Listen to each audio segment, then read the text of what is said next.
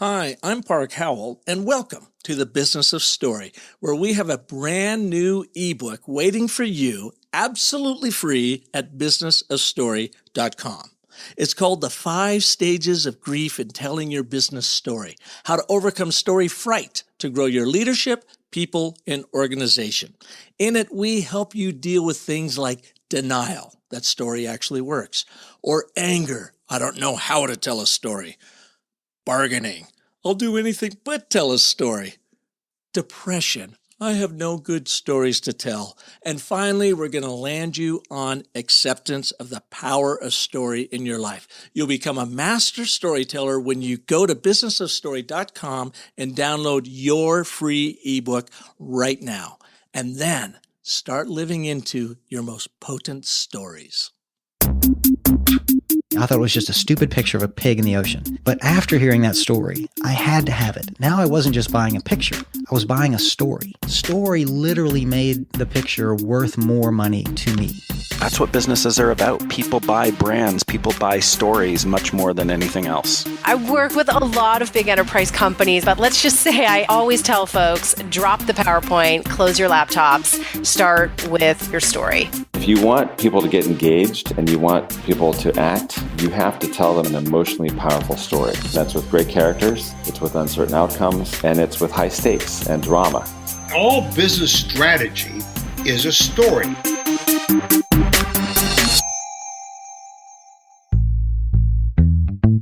I've learned over my nearly 15 years studying business storytelling and creating brand story strategies for purpose-driven companies of all sizes that if you want to tell a fantastic story that truly connects with your customers, you have to stop looking for the story and start finding the scenes. You know what I'm talking about, those small moments that changed everything.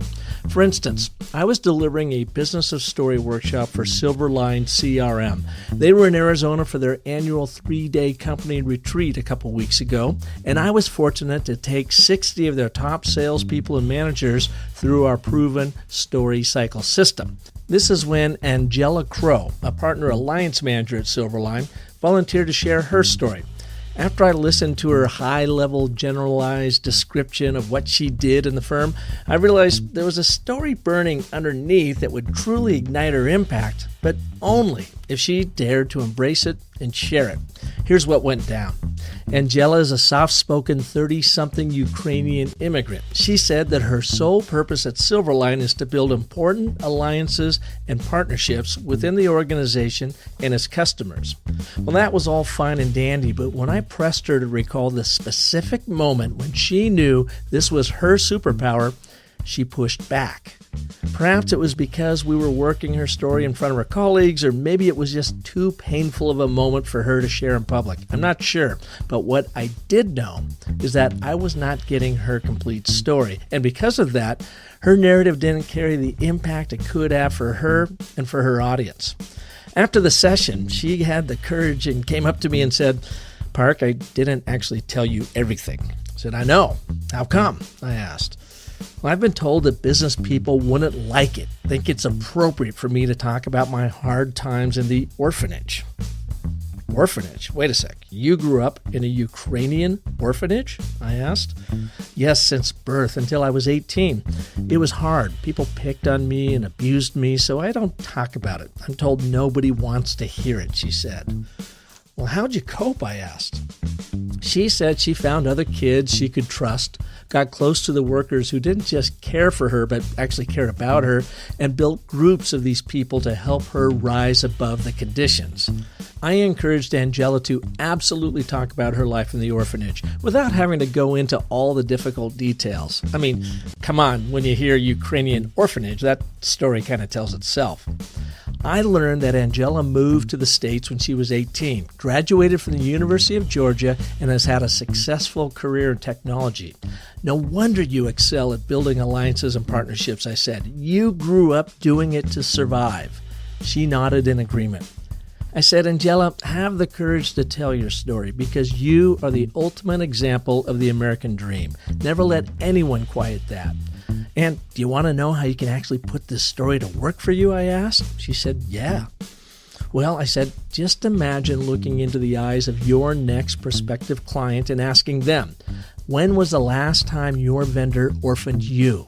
Didn't do what they said they'd do, left you feeling abandoned? I promise you, that will never happen with me. She smiled and she seemed so relieved. And when I asked her if I could retell her story at my upcoming TEDx Gilbert talk, you know what she said? She said, absolutely. So you see, I bet you have a story like this in your life too, but you haven't yet found it because you're not paying attention to the scenes, those moments that have changed everything for you. Well, today's guest uses a story spotting technique that he has developed, which has helped him become an Emmy award-winning film director and brand strategist, and he's here to share it with you. Chris Nolan is a veteran of the advertising industry, working with such luminaries as Lee Clow at TBWHI Day and was creative director at Ogilvy. Chris is now a principal at 9,000 Feet, creating groundbreaking original multi-platform transmedia brand storytelling content for the most innovative brands in the world. Chris has developed and directed brand storytelling campaigns and commercials for Fortune 100 companies and won countless advertising awards, including Canes, Clios, Addies, and Tellys. His most recent projects include the Unforgettable Happens Here campaign for Disney, earning 20 million views on YouTube. 2 10-minute spy movies from the Adapt or Die files for Google's API division, and they just produced Your Life Now Playing, a series for Real Networks. In Chris's words, story spotting is about having a sense of what makes a story kick ass, what makes a story spread and become sticky, and showing you how to separate the oh wow stories from the okay meh stories. You'll learn how to put his story spotting technique to work for you on today's show. So let's get started. Hey, Chris, welcome to the show. Nice to be here, Park. Thanks for having me. A fellow Coug, too. It's not often I get another one from Wazoo gracing the earwaves of Business of Story. Go Cougs. Love it. Well, and you, when did you graduate? I was late 70s in the 70s. And so you're probably just slightly younger than me then? Yeah, I got out of there. Let's see, I graduated, I got my degree in music, composition theory in 1983, and then my comms degree at the beginning of 84. So yeah, I probably got, you've got 3 or 4 years on me. You're a music guy. Yeah. Wow. Yeah. Well, I was playing the piano since a little kid. I wrote music my whole life, and I just loved, writing these little ditties, and I wrote choir pieces for our high school choir, Bothell High, and that. And when I went to WSU, I actually went for a comms degree because I really wanted to get into advertising and marketing. And I was taking a lot of journalism courses, and I kept walking by the music department. And I thought, well, I'm really not that busy. Maybe I could be taking some music courses while I'm getting my comms degree. And I got to tell you, Chris, I ended up graduating with a degree in composition and theory in music before I got my degree in communication. So there you have it. Just purely followed it for the love of it. Well, you and I have too much in common. I'm sitting right next to my piano, and my 3 electric guitars and my 2 Martins and my Les Paul are right behind me. So I'm definitely into music myself. And you were also a DJ on KUGR. Cougar. Yeah, the big radio station, the cable radio station, as I recall. I don't think it even went out on the airways. It actually went through cable somehow. Yeah, I went to all the dorms in the houses. That's how I got into marketing. I mean, I was on the radio, and we had different downtown businesses and sports teams that wanted us to do ads. And so I do the voices and write them. And, I had that as a reel when I went to Seattle to find a job, I thought, as a producer, and they hired me as a writer. They said, who did these? And I thought, well, what's a writer?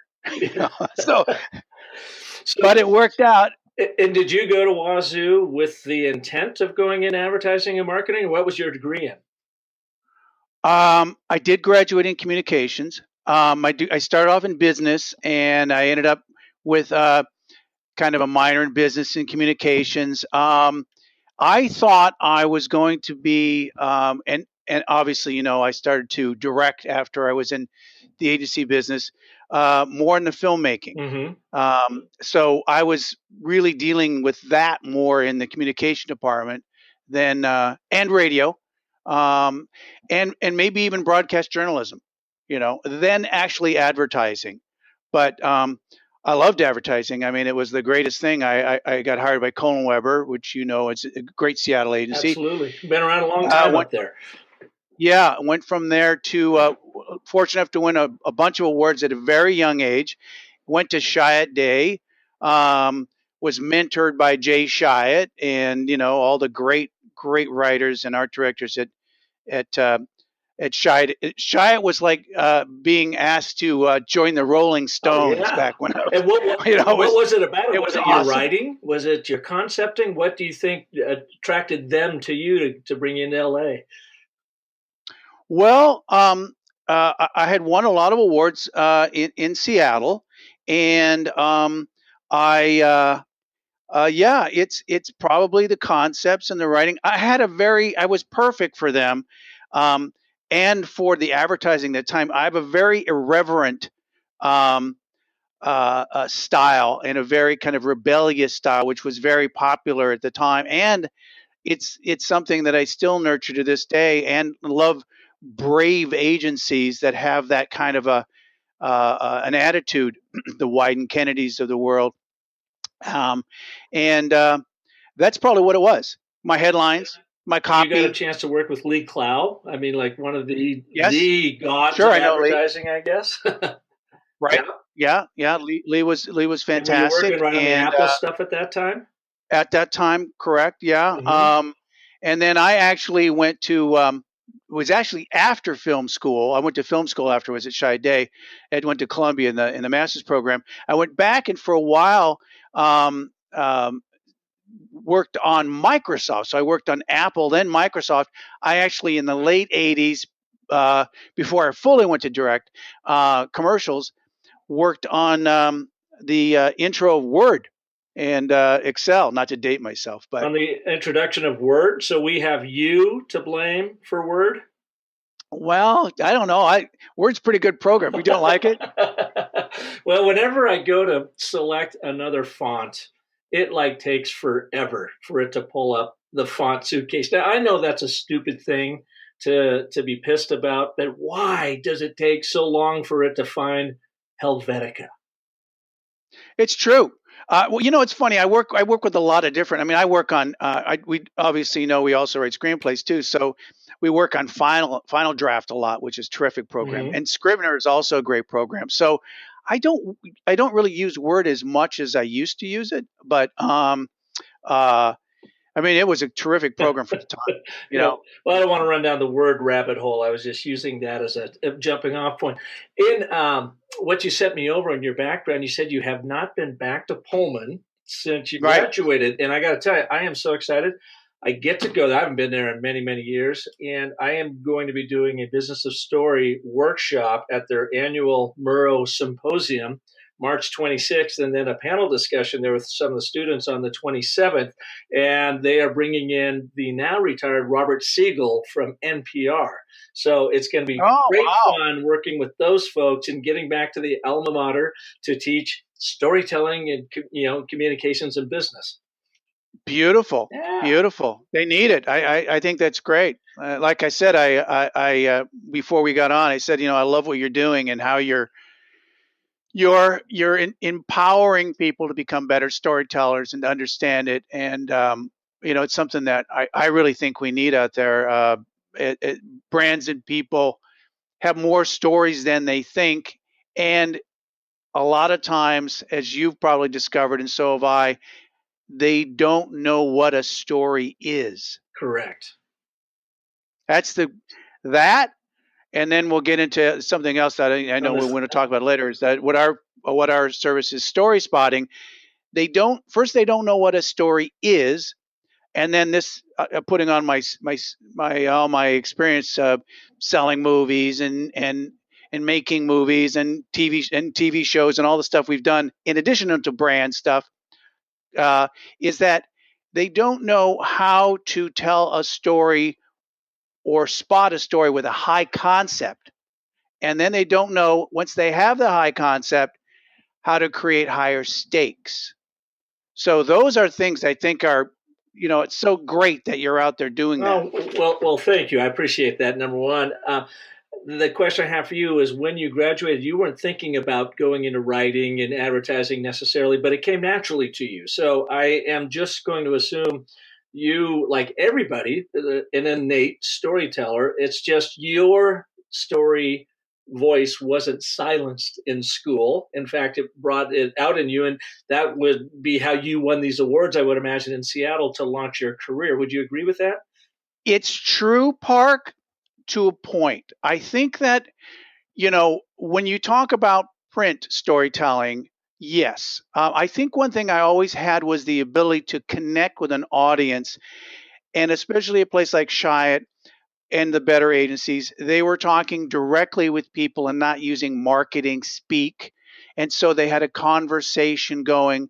They had empathy with the audience, and it's just like you wanted to be cool. So you didn't want to sound like you were, even when I did launch Microsoft Word, I think one of the headlines was "Stop feeding your computer junk food." It was still trying to be, conversational and not be, push. It was more pull. So that's true.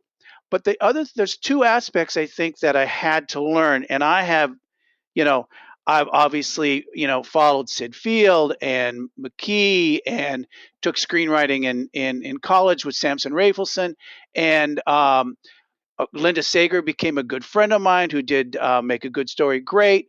So I have really honed my storytelling craft, especially, and this I think is a very interesting thing that we can talk about maybe later, cinematically. Because what's happening is that it's a video first world out there.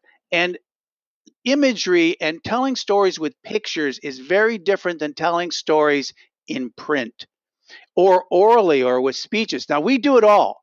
We handle everybody from big brands. Disney and Google are big clients. We'll do B2Bs. We'll do nonprofits. We'll do solopreneurs. We'll do CEOs. We'll do thought leaders. We're small and big agnostic. So don't just think that we do big brands. But that said, all of those people need to know how to tell a story now with pictures. Getting back to your point, that's a skill set that I think has to be honed. Mm-hmm. Well, and you've been around some of the best. You mentioned Robert McKee, and I've been fortunate to have him on this show twice. So for you, he's awesome. You new listeners out there, if you haven't listened to show number 34 with Robert McKee, it's well worth a listen. The guy is so cantankerous. That's what's so much fun and lovable about him. But boy, he tells you like it is. And I went to his story course, the 4-day screenwriting course with our son Parker. But I went for the marketing side. I wanted to understand what you all knew in the film world that we could use in advertising and marketing to be better at storytelling. So this has been sort of my Columbia University studies of story over the past 10 years through this show, and in surrounding myself with great storytellers like Robert McKee and like yourself. So what goes into a good story? You say brands don't know it when they see it. What should they be looking for? Well, I think the number one thing that, and I think you can kind of almost like, tattoo this on your forehead, so to speak, right? That a story is character driven, and a character driven story does not include something that is not human. It's not a brand, right? It has an objective, a goal. And here's the interesting thing, and this is something that we do in marketing. It's scene driven storytelling, and a scene has an intention. Okay. In that scene, there's conflict, internal and personal, or external, an obstacle. If you can get that, that's Act 2. And then it resolves unexpectedly, but mostly in branding, it's inspiring value-packed resolutions. We want magic, not tragic. We're not telling Macbeth or Raging Bull here, So that's really what a story is. And here's what a story is not. It's not news. It's not a narrative. It's not a list of accomplishments. And it's not people talking to camera telling you how awesome the company is. It's not news. It's not narrative. What was your third one? It's not people talking to camera telling you how great the company is. Yeah. You know? So let me ask you this, because folks get this confused, and I still kind of have this gray area. What's the difference between story and narrative in your mind? Well, a narrative is, a narrative is somebody really, a narrative is really when you have someone giving an opinion or someone giving an editorializing. It's when someone jumps out of the story and starts to comment on the story. You know, you'll see it a lot of times in documentaries where they'll have it's almost like a third person comes in. That's not a story. A story has to stay character driven, where and it really has some very concrete elements to it. It has to have the status quo of where you were, your want of what you want, and then it has to have the conflict of why you can't connect, and then it has to have your resolution. And there's really no place in that for the third person to come in and say, and this is what I feel about this, because then it takes you out of the story. You know, it's almost like, think of it this way, Park. You know, when you have a narrator telling you what the story is about, it's like see and say. Right. You know, once upon a time, you know, there was an ogre that lived in a jungle who couldn't connect to the real world, right? And you're actually seeing that in the images. You don't need that narrator, right? So that's the difference. You know, a story just should be able to just operate on its own, you know, without comment. Does that make sense? You mentioned that story is character driven, which kind of seems like, well, of course it is. But why do brands seem to get that confused? Well, loaded. Okay, I'll make an analogy. I'll make an analogy here for you. It's like in the Matrix. Okay, in the Matrix, you had two pills you could take. You could take the blue pill or the red pill. The blue pill took you back to the way it was.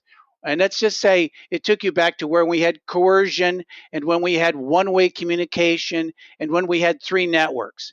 That's where brands want to be.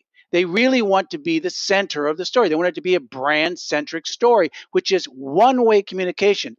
But today, in reality, Park, you and I have to take the blue pill, you know, because we know that there's a lot of noise out there and there's a lot of clutter. And the only way that you're going to get people's attention is to make them see things that they're going to want to watch. Okay, that's how you get awareness. They want to watch them, and the only reason they want to watch them is because it includes them. Okay, so that's the big difference. Brands just want to they want to go back to the blue pill. No, we need to take the red because it pill, was like is what you're saying, to get into the Matrix. We got to take. We have to take you've got to take the red pill, because the red pills is reality. That's where we are now. So that's where the conundrum is. I'll give you another reason. And this is a rubber meets the road reason, which is why story spotting is so important. What's the greatest challenge and struggle and frustration that everybody has, from a big brand to a solopreneur, is when they buy into storytelling. They go, okay, I get it, Park. Yes, the big picture story and my myth and my big purpose, that's so important. I get it. Then they go out and do it, right? Or they convince their CEO to spend some money on it, or they convince their brand managers to do it. Let's do the story. Then they do the story and it fails. It fails and they don't know why. And so the inner critics, the voices in their head are saying, this story stuff doesn't work. It's a waste of money. Or the CEO, who's the guardian of gravity, says, no more stories, back to the blue pill. We're going to regress back to our banner ads and our pumping you with programmatic media and the story stuff, it doesn't work. And the reason it doesn't work is because they went at it all wrong. What'd they do? Not the philosophy of it, not the philosophy of the story theory of setting up. Yes, we need a purpose. We need everything. We know where we're going. What they didn't do is they didn't understand. You know who said this really well on your show? Michael Haig. Mm-hmm. He said the number one problem that screenwriters have, and we can say storytellers have, for us marketers, is that we don't know how to tell something that is, and I won't say commercial. That's the problem that he said screenplayers have. They don't know how to say something commercial. We may say something that gets high awareness, that gets impact, that gets shareability, or as the Heath brothers said, that's made to stick. And they had a big part of their story chapter was on story spotting. The reason is that they don't spot stories that have a high enough concept. I call them okay versus oh wow stories. And Seth Godin talks about this, remarkability. All of those words are important because if you don't build those stories, that's why they fall flat. Just the way a movie will fall flat, just the way a TV show will fall flat, just the way a news story even will fall flat if it doesn't have a high enough concept. And the thing is, and this is part of your storytelling thing that I think is really interesting. Yes, people are natural storytellers, but getting that nose for news, or the novelist understanding how to tell a story, or screenwriter understanding high concept, it's something you kind of develop a sixth sense for. Not to say you can't, just saying that's super important, I think, in our day and age. And we see it with our brands. We see it with Disney and Google, and even some of our smaller brands that we've had massive success because we found these stories that are really high profile, really high concept stories, versus some of the other stories that they were operating with that were quieter stories. Do you have an example of a high concept story that you guys have told recently? Well, yeah, I think I'll give you two examples. Okay. And high concept really can also mean high human interest. I think that's another way of saying it. And I know you love this word. It's high empathy. Okay. Those are, and that's the gist of storytelling, those two areas. So one is for, one's a Disney story. We found a story that involved and sometimes this is what story spotting is about. And I mentioned the news angle. We found a clip from a mom who took her daughter, who was hearing impaired, to Disneyland. And the daughter went to see Tinkerbell, and the daughter signed for Tinkerbell, and Tinkerbell turned back and signed her name. And the daughter, who was about 6 years old, just her mouth dropped, and there was such glee and such joy in her face and in her heart. I mean, it was just, an enraptured, it was an enchanting moment. So true story, something that's that a true story. Happened. But that's a start of a story.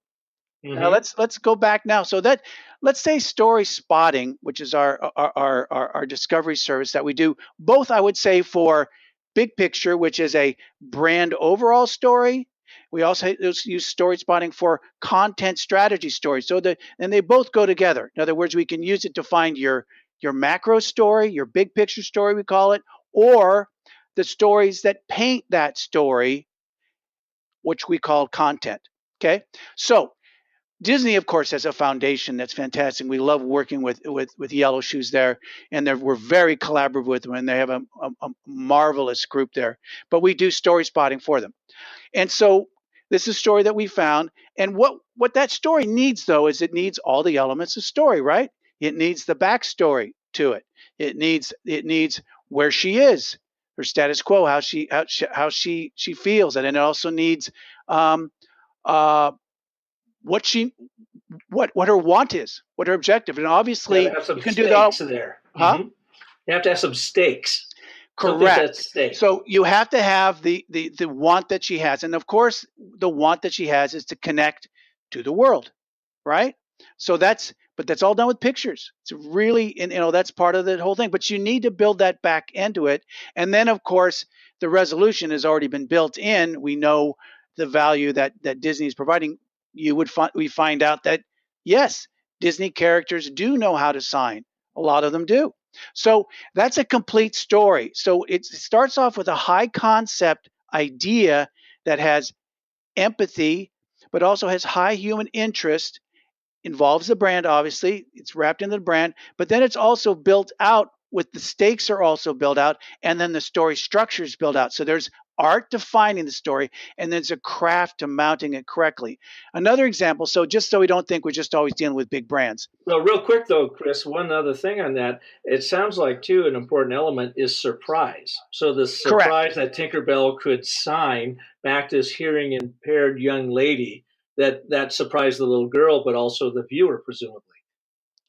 Well, oh, absolutely. It has to be unexpected. Yeah. And not only that, though, it has to be something that that is a revelation or something that the brand brings to you. I mean, a story has to have that kind of impact. Another really good example, and we've done this with universities. I mean, I have like 10 examples I could give you of things that we've story spotted on a major level. A good example is a company in the Northwest.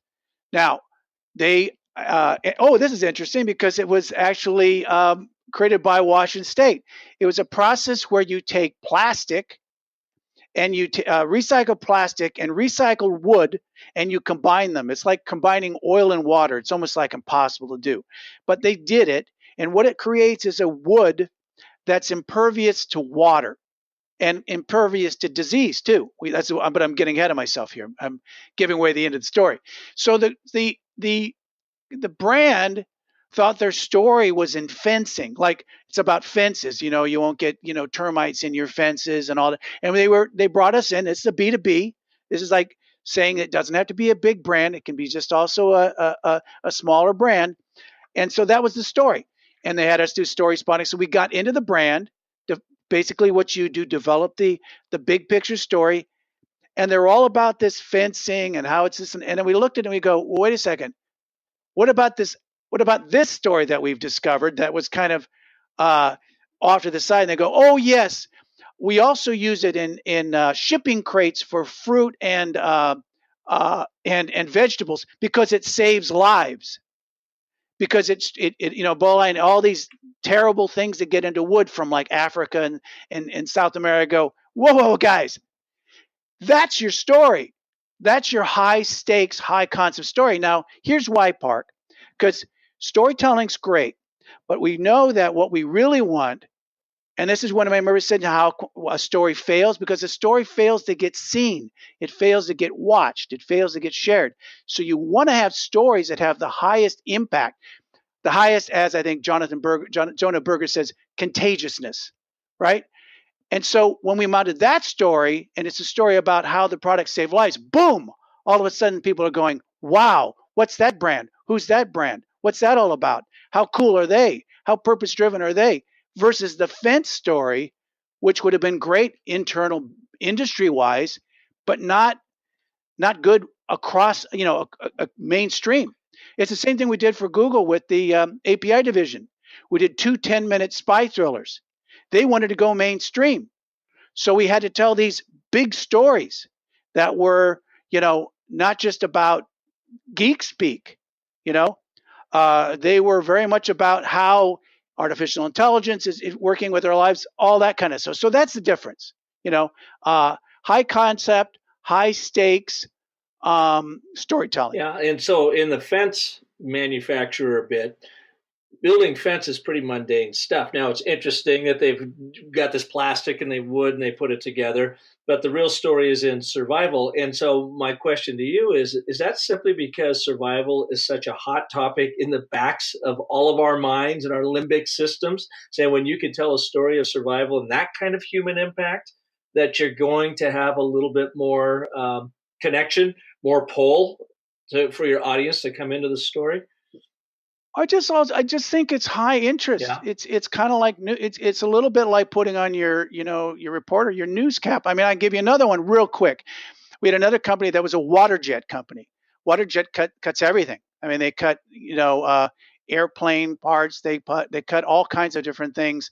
But this company was in particular was looking at all the things that did what they did, and they were all kind of interesting, right? But then through stories, let's say we looked at 30 stories of consumer-based stories or industry-based stories that they did. Then we found that they were instrumental in cutting the Mars rover because of the precision of their product. That's a high concept story. And that's basically it. Didn't occur to them? I mean, you guys had to go and dig this up?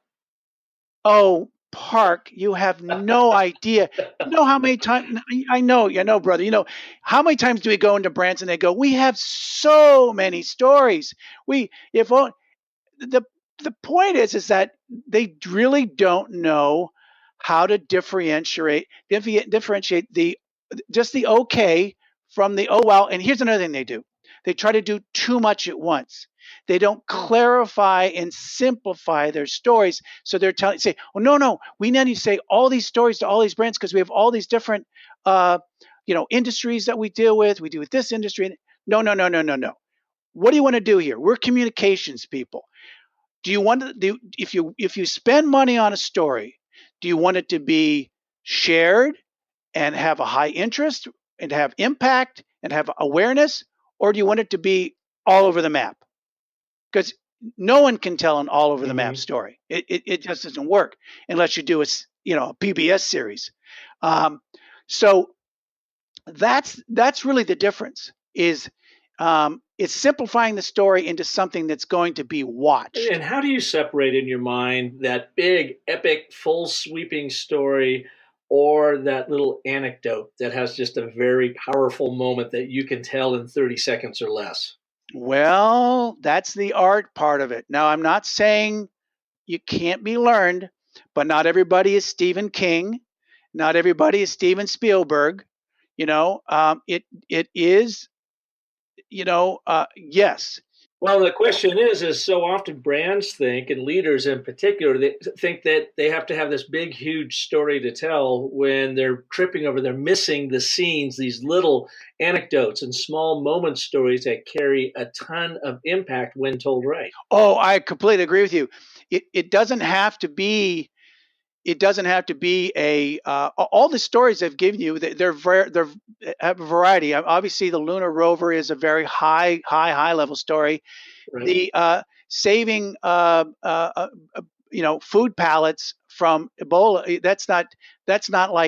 That's just a good story that you go, wow, I didn't know that. Yeah. You mean Whole Foods brings in produce on wood crates from Africa I know it's Whole Foods, but grocery stores, and these can have bad things in them. Yes, that's an interesting story. And then the other story about a hearing impaired girl, that's a small story. It's a small story, but just told well and has a lot of heart to it. So you're right. It's not about the it doesn't have to be, put it this way. In big movie terms, it doesn't have to have a gunfight or an explosion or something that is a super dramatic. It just has to be a story that has high empathy and high human interest, high value, and I know purpose driven is really overused, but all those words.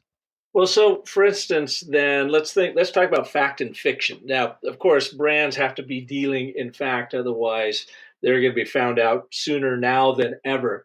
But in your film, Google, the Chaos Protocol, which you can see online, you take us through a very fantasy-based, Mission Impossible-esque type story that very high concept, looks like expensive to shoot, great acting, to sell, I guess, a Google application product to developers. Is that right? But you are using very much of a fantasy fictional way to tell that story. Well, that's interesting. That's a little different. Now, here's the difference between that. Now, backing up, first of all, you're absolutely right. We call it the real and the raw. There's a new area of storytelling, which is all based on finding real truth in stories that exist within your brand that are they're already existing stories. I mean, they're out there, and you start there.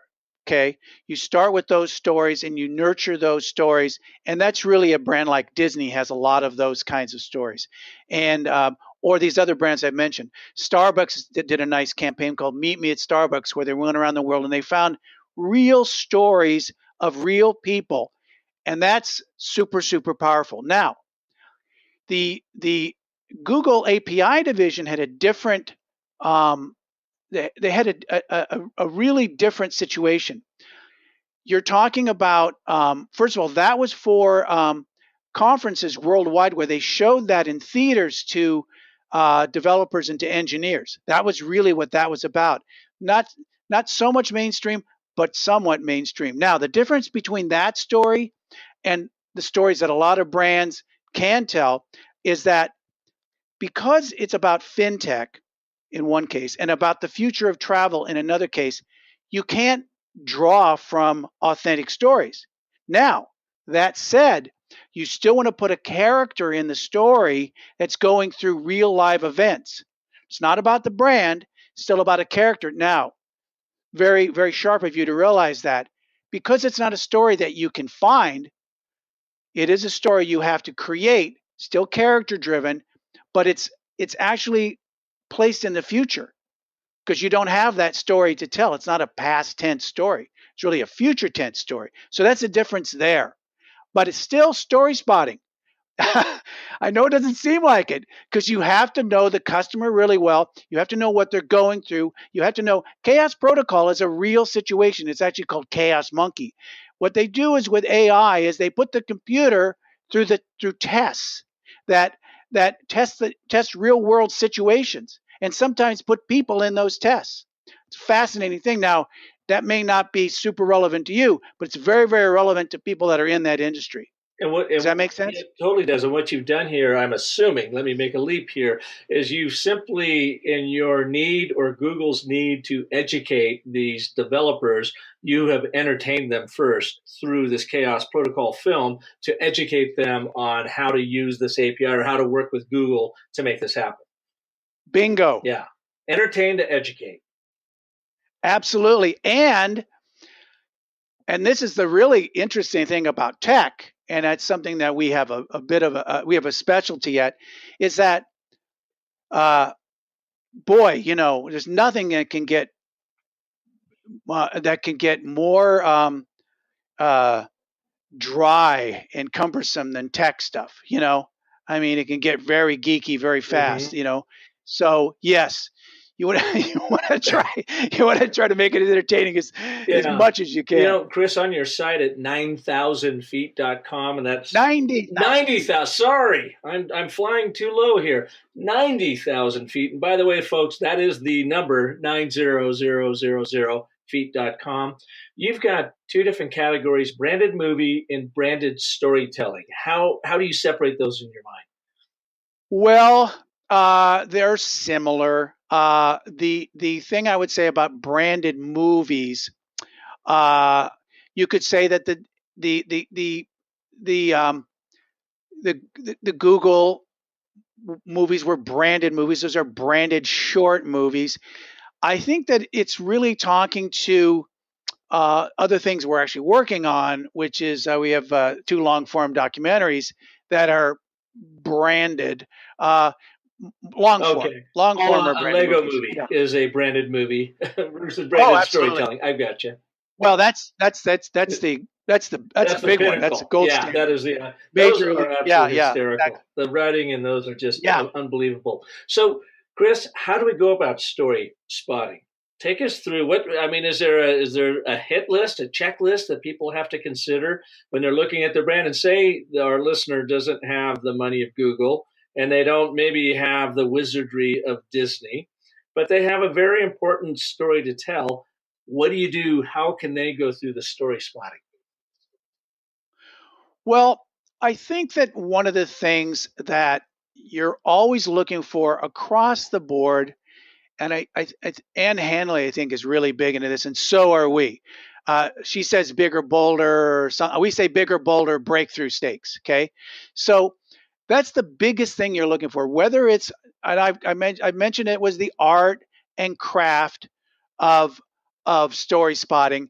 You're really looking for contagious, high concept content because it's kind of it's not the philosophy of storytelling. It's the practical use of storytelling, because you want to be able to do more stories. You want to say that story worked. Here's the So next what story. if they don't Okay, have that? What now, if they feel like, dude, I sell bolts for a living. I don't have anything contagious and high concepts relative to bolts. well, I don't know if that's really true, because as we've said, I mean, bolts, I don't know about. I mean, maybe not bolts, but most brands have more stories than they think. I don't think there's ever been a time that we've gone into a brand where we haven't found something that they do, if they're doing something to make a difference in the world in any way whatsoever, right? There's something that they do that has had some impact somewhere. Okay, I think one of the things that if I would say to any of your listeners out there that people don't do is that this is a tedious process if you don't know what you're doing. You have to be insatiably curious about your brand and about your audience and what you're doing. And if you really start looking hard enough, and if you have, I mean, you mentioned Jay Shia, and we mentioned Shia, and Jay Shia was a mentor, and he has said something that always has resonated with me forever, and we still carry it to this day as a mantra. Good enough is not good enough. Okay. So as you're looking through, just keep looking through your stories and find that story that has the highest impact, you know? And I think that you then what I would do is, how do you make a good story great? If it's a good story, you can make it greater. And the way you can make it greater is you can raise the stakes of that story by the way you tell it. Now, it's hard for me to kind of get too much in the weeds here, because it's almost like you have to take it every case. It's a case by case basis of what you find. But I'll give you another example if that helps. Maybe back up a little bit. So I could give you remarkability, stakes, selectivity, clarity, simplicity, human interest. Courage is a big one. That's the one I was just getting to now. And the tone and the voice of the story, of course, is very important too. Courage is really important. I think when you're saying that a lot of brands don't have the courage to say something that is important, it could be even stuff that they're doing with the community. If they're a bulk company, if they've done anything to give back, that might be their story. But for instance, I'll give you an example. Seattle story, University of Washington. We won 3 Emmys with this campaign. So this is a great agency that we work with that wanted to do some cool stuff. And they had, it might have been even for the new stadium up there. I can't remember what the exact campaign was, but they had alumni. And they brought us in, and they had stories. We had story spotted stories. And they had one story that was about George Fleming, who was a state representative. He was an African-American state representative and a distinguished alumni. Well, as we went into the story, as we looked at the story, and we went, wait a second. He was also the first African-American to play in the Pac-8, which is now the Pac-12. Well, that's interesting. And he was the year before, University of Washington was 1-10, and then after he came on board, they won the Rose Bowl. Well, that's interesting, but that's not the state representative story. That's the high stakes story buried in the story. You know what I'm saying? So what we did is, and I directed these stories, is that's the story. And I put him in the Hall of Fame room at the University of Washington and gave him the football that he won the game with, and the guy teared up. He was teared up and got emotional and started talking to me at the game and what it was like to be an African American at the time. And you can imagine where that story goes. Once again, empathy, emotion. So if that helps your listeners, that's what we're looking for. Empathy, emotion, high human interest. And it's in everybody's stories. They just have to have the courage and the bravery to say, that's the story I want to tell. And you know, Park, I want to say one last thing. And then the other stories don't simplify. Don't think you have to tell 10 stories. Within that story, let that story be its own story. And how do you finally get a brand out of its own way? So it's not navel gazing and not thinking that they are the story, but they're actually placing their customer, their audience at the center of the story. Well, that's the big question, isn't it? It depends on where they are. I mentioned brand story block, where they've done stories and they haven't had success. So there's a problem, right? There's a lot of different things we're dealing with here. Then you're dealing with the disruption of the time where the industry been disrupted to a degree where they go, what we're doing isn't working. So then they're willing to, I don't even want to use the word experiment, but they're willing to say, okay, let's try story.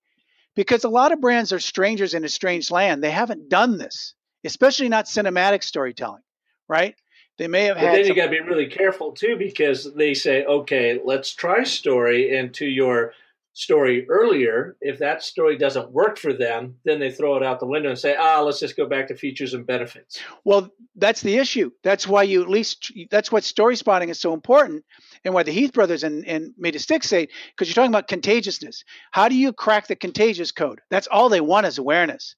They'll be your best friend if that story goes viral. I mean, the Disney story it was a worldwide viral hit, and it was so powerful that they ran it with Star Wars as a preview.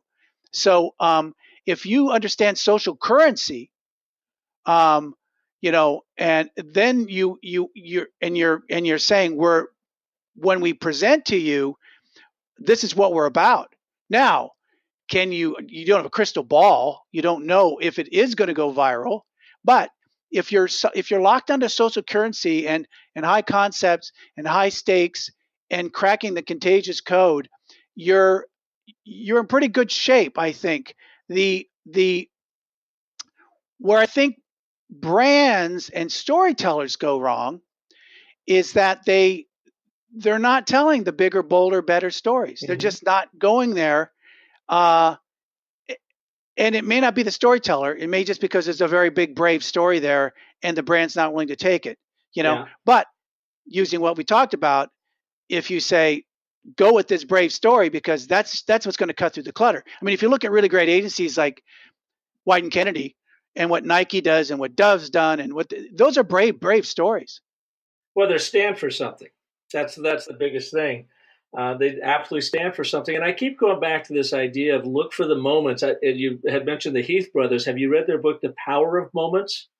I think it came out last year. It's quite good. It talks about I haven't read 4 primary moments that people, cling to, or when these happen in their lives, they're very, very memorable. And I like it because it, as a storyteller, makes you think about stories in your own life, those moments in your own life that were reflected in these 4 categories and the stories that come out of that, but how to also look for them in your business, look for them with your brand, and find those stories that you can share.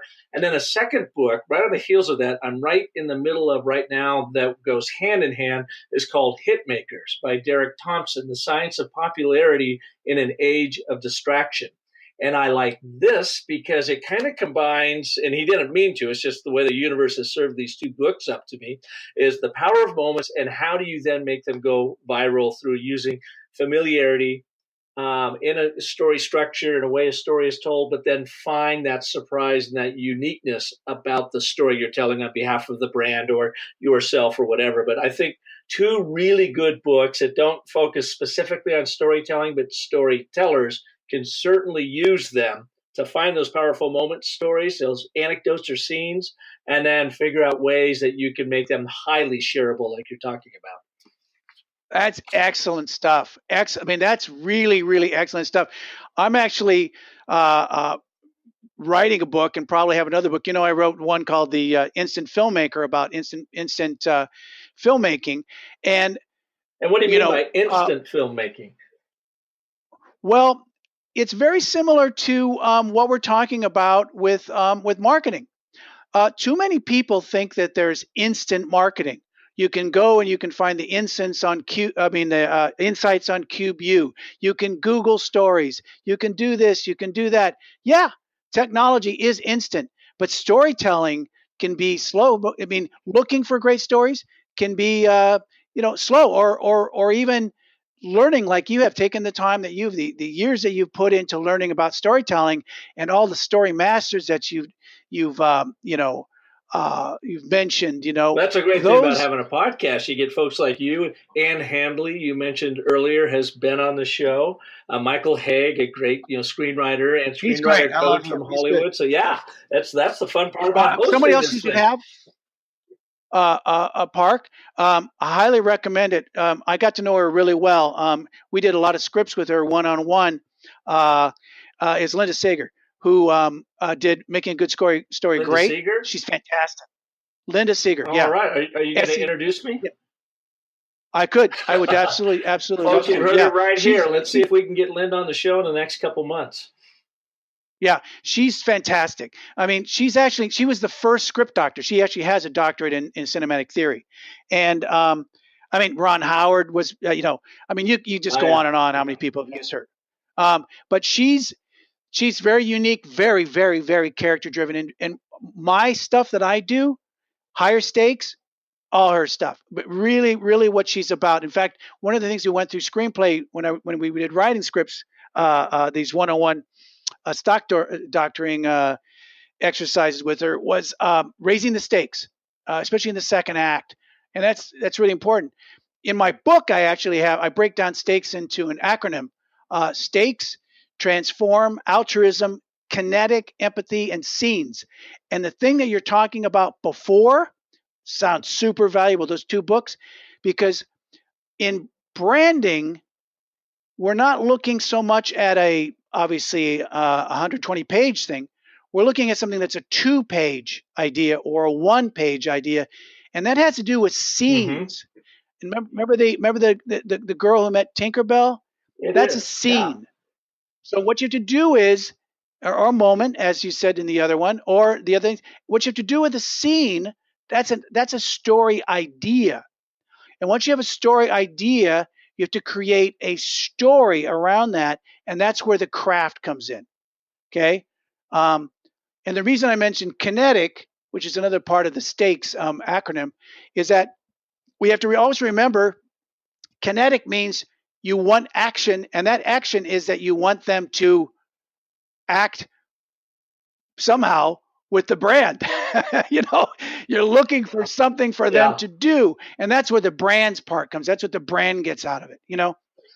So that stakes acronym: stakes, transform, altruism, kinetic, empathy, scenes.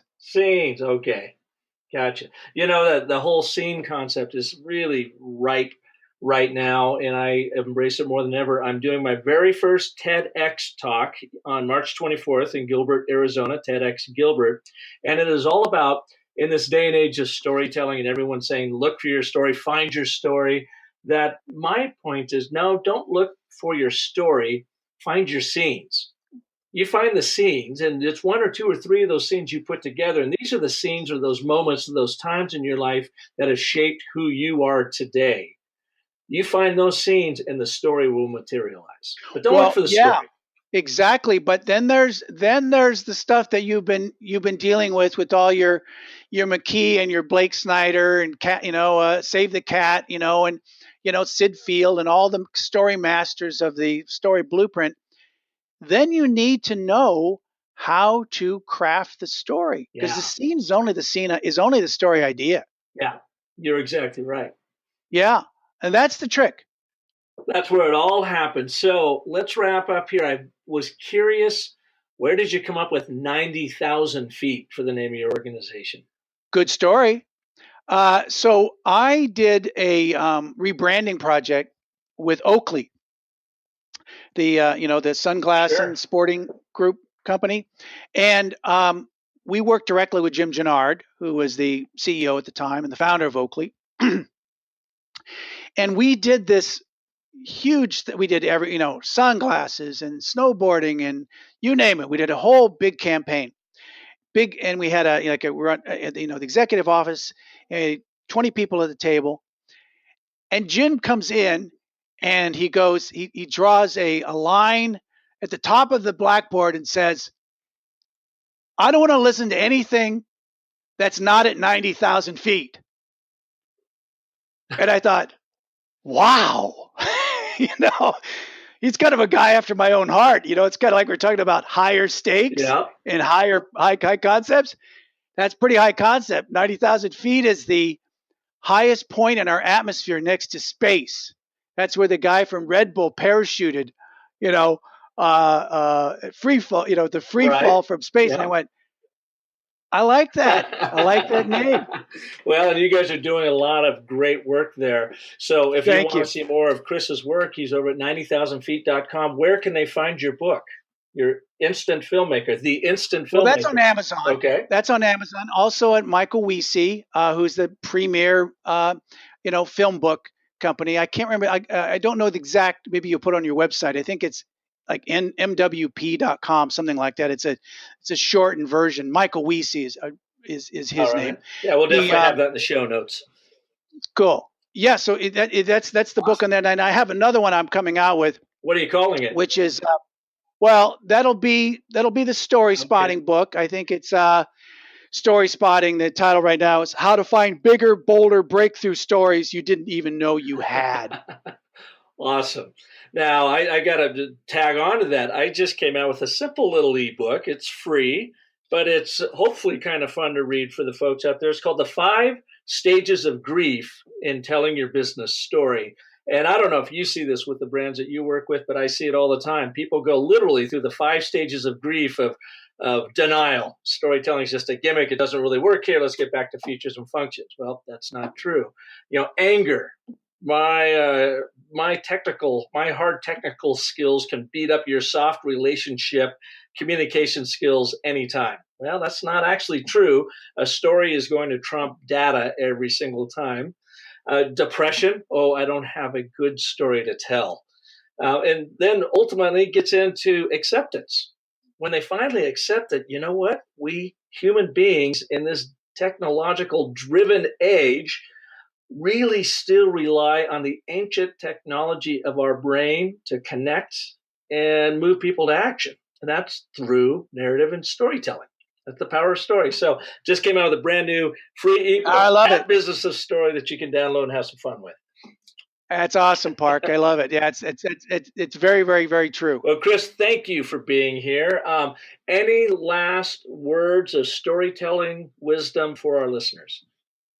Well, a couple things. Yeah, I also wanted to say, I should have said this, that you can also email me at Chris at 90,000 feet, 90000 feet.com, because we do, like I said, we work with everybody. We work with, B2B startups, nonprofits, solopreneurs, CEOs, all kinds of people. We're size agnostic. So if you want to just tell me where you're at, we do a consultation, how we can leverage story spotting for you. The things I would leave here is maybe the 3 tips. I know you always ask for tips here. Number 1, if you're going to do story spotting or you want to know about stories to begin with. You have to know how to think in story, because once you think in story, you're going to be able to spot stories that work, either high concept, high stakes. That's number one. Number two, and this is what we're talking about, the instant filmmaker, how it relates to marketing. Too many people rely on technology. They don't rely on digging in and finding stories, talking to people within the brand, talking to people that are in the industry, literally picking up the old-fashioned phone technology and talking to people. Be insatiably curious. Dig deeper and go beyond the brand brief. Color outside the lines. Okay, that's like 2. 3, social currency. You know, if you want to go for social gold, you have to know what makes things contagious. And all the books that you've mentioned about moments and made to stick, those are all really important, because that'll get you into making the next story. Yeah. And being insatiably curious about how story works in our mind is what has driven me from the very beginning. I mentioned at the top of the show, I got my degree in music composition and theory, and I think that was just simply a platform for me to understand the composition and theory of story and how it makes us work, which to me anyways seems to be more important now than ever, given the din and the cacophony of communication that is thrown at us every day, online and off. It's still story that cuts through, isn't it? Yeah, and even to add on to that, I think that as things get more fragmented into shorter pieces of stories, when you're dealing now with Facebook and going for shorter snackable pieces, you really have to know how to tell stories fast, and that takes thinking in story. How do you hook me? How do you tell the backstory quickly? How do you do a turn quickly? How do you do conflict quickly? How do you do resolution quickly? And it really helps. Once again, I can go back to this. It really helps having a story that's powerful, because it makes it a lot easier. And the other thing, how to tell a story cinematically, not just an oral story, which is great, or a print story, is really something that we all have to do. Chris, that is a whole another episode of Business of Story, and I'm going to have you back to talk about telling stories cinematically at a future show. I just want to thank you so much for being here with us today. Oh, it's been such a pleasure, Park. Yes, and when you're in Santa Monica next, please, we got to get together. Oh, I definitely will. Our son Parker's over there, and he's just directed Red Bull's very first virtual reality music video. And he's been over there. He graduated from film school, 2010? So he spent 7 years there in Hollywood, and he's, cut through now, and I'm really excited. I'm hoping to be over there in a couple of weeks for the debut of it. And when I do, I'll swing by and see if you're available and get acquainted mano-a-mano. Absolutely. I'll make myself available. Well, he's on it because VR is the next thing. Yeah, it really is. He's in the middle of it. He's been having so much fun. In fact, Fast Company has reached out to him to interview him about some of the work that he's doing there. So he says Hollywood hasn't figured it out yet, and that's a real great niche for him. In fact, I'm going to have him on the show after he launches that in March and talk about what he is seeing and learning in the VR world in Hollywood. So that'll be fun. Oh, cool. And I'm not a proud dad or anything. Yeah, that'll be fascinating. It's good. All right, Chris, thanks so much. And thank you all for listening to this edition of Business of Story. If I could be of service to you, you know where to go, businessofstory.com. You can download your DIY workbook to get you going, to get your brand story straight, or I can be hired as a speaker, consultant, or even come into your group and do workshops with you to help reignite within you that one true superpower that we all have, and that's the power of story. So thanks for listening, and join us again next Sunday when we will have another amazing story artist on like Chris. And until then, remember, the most potent story you are ever going to tell is the story you tell yourself. So make it a great one. Thanks for listening.